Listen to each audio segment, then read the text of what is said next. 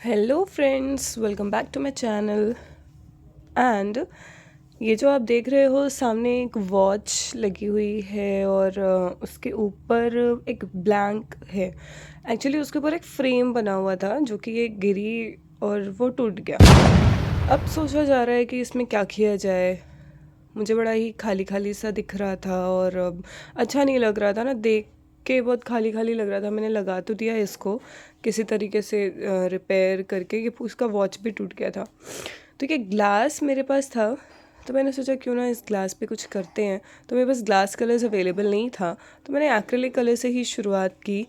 और कुछ भी नहीं सोचा कि इसमें मैं क्या करूँ क्या नहीं करूँ, बस बेस वाइट दिया और मेरे पास कुछ फैब्रिक के मोल्डेड पड़े हुए थे।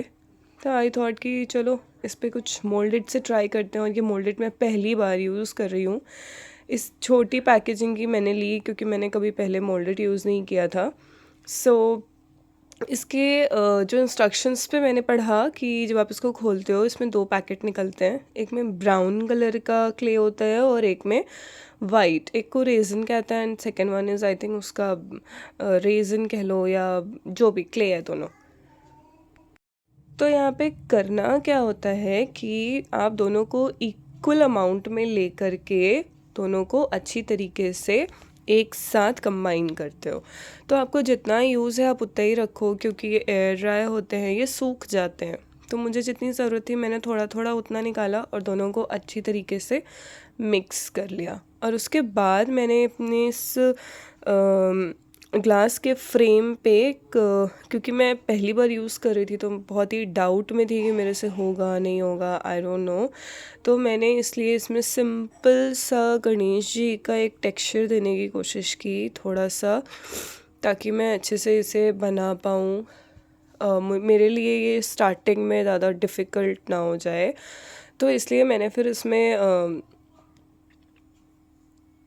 ये शेप दिया जो मुझे सबसे सिंपल लगा, वो शेप देने की कोशिश की मैंने, कि मैं भी थोड़ा इजीली इसको ड्रॉ कर पाऊँ, इजीली मैं मोल्डेड यूज़ कर पाऊँ। क्योंकि अच्छा, मैं फेविकॉल कैसे लगा रही हूँ कि हैव यू नोटिस इट, ये मैंने ना ये ऐसे अपनी बॉटल खोल के रखी है और उस पे मैं पेन डाल डाल के ना फेविकोल से शेप दे रही हूँ, जैसे आईज़ में या फिर ओह गॉड, ये तो पूरा बिगिनर वाला ही काम हो गया। इसीलिए मैं कहती हूँ कि beginners please watch my channel, watch my videos, जिससे कि आपको मतलब लगे कि आपके जैसे और भी बेवकूफ़ लोग हैं जो ऐसे ही हैं बट काम कर रहे हैं और they are trying to like, अगर आपके पास ज़रूरी नहीं है कि कुछ इंस्ट्रूमेंट्स या कुछ भी आपके पास उसके चीज़ें नहीं है। जैसे मेरे पास भी, मैं मोल्डेड पहली बार यूज़ कर रही हूँ, तो मेरे पास शेप देने के लिए या उसके टूल्स क्या कहते हैं कि हो नहीं है मेरे पास। तो मैंने स्केल, पेन,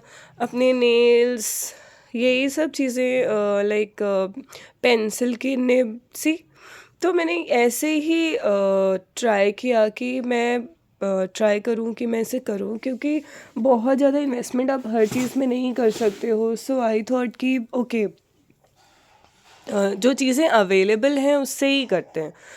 सो या मुझे लगा कि ये बहुत ही खाली खाली सी लग रही है, जो मैंने सोचा एक साइड साइड में से करते हैं। बट क्या हुआ अभी आगे शायद आपको और क्लियर दिखे, ऐसा तो सही लग रहा था। जब ये सूख गया ना, तो मैंने चारों तरफ ना अलग अलग तरीके की उसमें डैबिंग की हुई थी।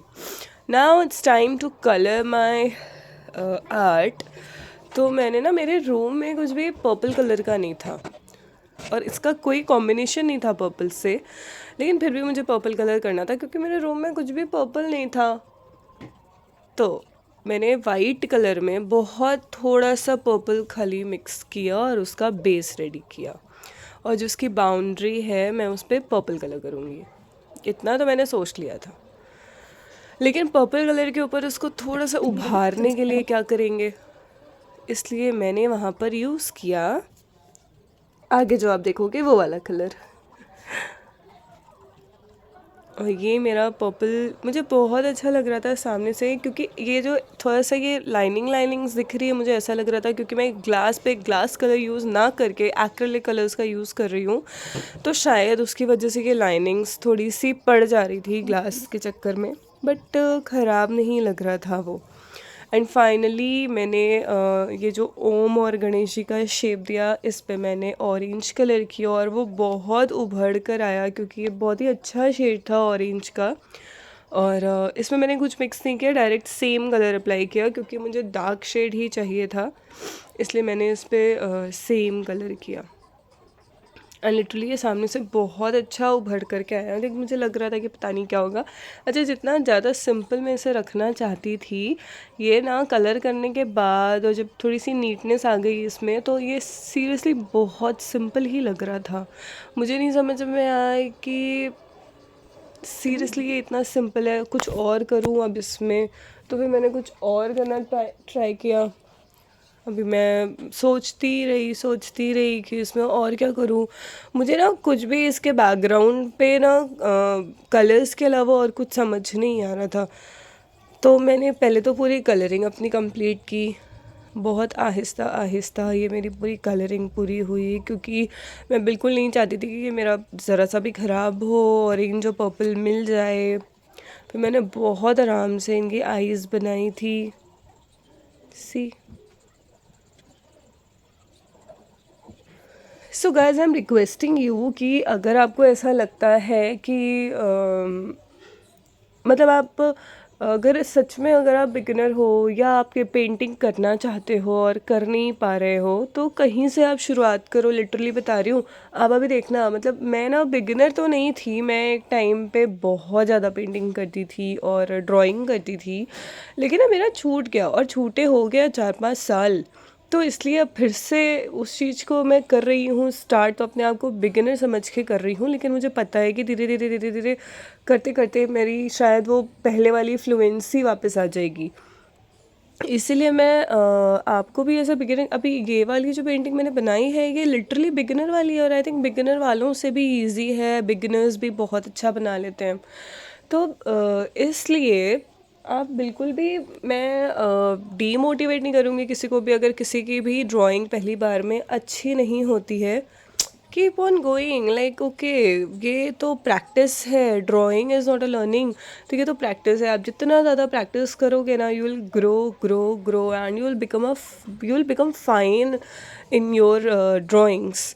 या फिर आप कोई भी क्राफ्टिंग करते हो, मैंने बहुत क्राफ्टिंग की है, बहुत ड्राइंग की है and I love doing it. इसीलिए मैंने शायद फिर से इसको शुरू करने की सोची एंड लिटरली मेरा बहुत मन करता है ये करने का। इसलिए मैंने कोई और चीज़ पे फोकस किया बीच में, लेकिन मेरा फोकस बार बार ना यहीं आके रुक जाता था। मुझे ऐसा लग रहा था कि इसमें कोई करियर नहीं है, जस्ट अ टाइम पास, ठीक है, अच्छा है, लेकिन शायद उतना फिक्स्ड करियर नहीं है। बट अब मैंने डिसाइड किया कि करियर है या नहीं है, आई डोंट नो, बट मुझे यही करना है। तो वापस से मैं आर्ट एंड क्राफ्ट पर आ गई। मैंने बीच में बहुत कुछ चेंज किया, मैंने टीचिंग की काफ़ी कुछ किया। तो जस्ट कि अभी मैंने अपनी लाइफ के बारे में कुछ भी डिस्कस नहीं किया, तो मैं क्या ही बताऊँ। Let's focus on the painting right now. तो मैं कुछ कलर इसमें नहीं करना चाह रही थी बैकग्राउंड पे, क्योंकि मुझे ऐसा लगा कि ये काफ़ी नीट एंड क्लीन दिख रहा है, तो मैं इसे ख़राब नहीं करती हूँ। तो मैंने सोचा इस पर कुछ मिरर लगा देती हूँ, शायद कॉर्नर कॉर्नर में। अगर मैंने पहले सोचा होता ना, तो मैं एडजस्ट करके बनाती और चारों तरफ मैं मिरर अच्छे से लगाती। बट क्योंकि पहले से नहीं सोचा था, ये सब कुछ रैंडम ही चल रहा था, तो मैंने पहले एडजस्ट किया था।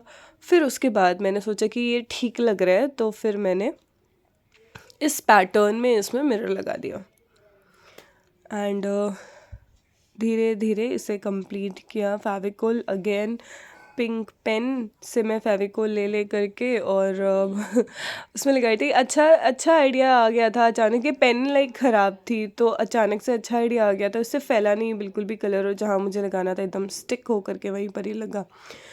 ये मैं ब्रश का बैक साइड यूज़ कर रही हूँ उसको कंप्लीट करना, और फाइनली इसके फ्रेम में मैंने लगा दिया। अब ये खाली खाली नहीं लग रहा है और ब्यूटीफुल दिख रहा है। So guys, do watch my videos, like share comment, thank you.